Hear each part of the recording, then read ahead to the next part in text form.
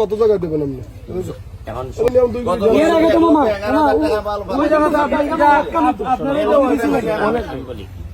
দুই কোটি না, যদি আমার জানে কুলায় 200 কোটিও লাগে, আমি এমপি হওয়ার পর থেকে প্রতি একদিনের হিসাব হবে যে মানুষ কষ্ট করতেছে কিনা। তোমার এই পুরানের হিসাব বাদ, পুরানের হিসাব বাদ, হবে নতুন কাজ, পুরানের হিসাব বাদ। যাইবনে রে, দেখমনে রে, খরতাছি রে, আগামীবার বুটের ফোনে রে, বালানি হিসাব। আমি এমপি হওয়ার আগেই ফলাইছি, আমি ফলাইছি।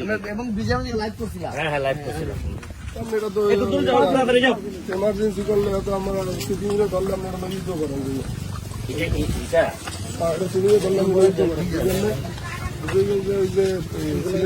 প্রজেক্টটা বাড়ি গেছে না, আমরা রিভিশন আমার ঢুকে দেন, ঢুকে দিয়ে আবার রাস্তার অ্যাডভান্স দিয়ে দেন, আমরা কইলেই দিয়ে দেবো। তাই আপনি একটু হালকা একটু বাড়ি দিলেই দিয়ে দেবো।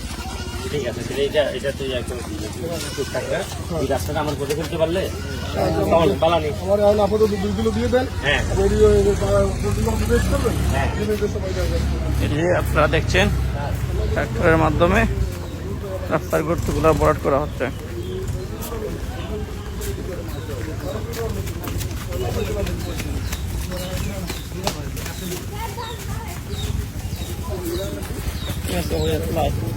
আসসালামু আলাইকুম।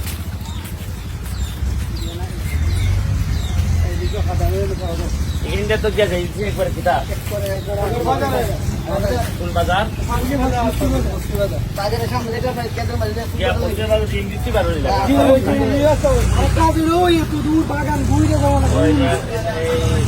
কিতা দিয়ে উঠছে যেটা বাগানো গিয়ে উঠছে আমরা যাই না নাকি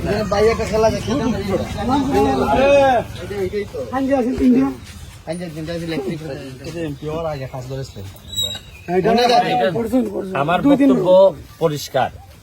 এই রাস্তাটাতে অলরেডি পাকা রাস্তা হবে। এখন যেহেতু মাটির রাস্তা, মানুষের কষ্ট হইতেছে। মানুষের এই বৃষ্টির সিজনটা পার করাই মানুষের জন্য কষ্ট।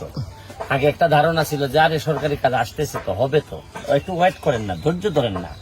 ধৈর্য ধরেন না বলতে বলতে দেখা যায় যে 1 বছর চলে গেছে। আর আমার বক্তব্য হইল, আমার যতদিন সক্ষমতা আছে 1 সেকেন্ডও মানুষকে কষ্ট দিব না। এই জন্যই তো মানুষ আমার নেতা বানাইছে, এত ভোট দিয়ে নেতা বানাইছে। সুতরাং যতটুকু সক্ষমতা আছে, আর এখন তো আমি আমার বাপের টাকা দিচ্ছি না, তো এটা তো রাষ্ট্রের টাকাই আমি রাষ্ট্রের মানুষকে দিচ্ছি, সরকারের টাকা সরকারের মানুষকে দিচ্ছি।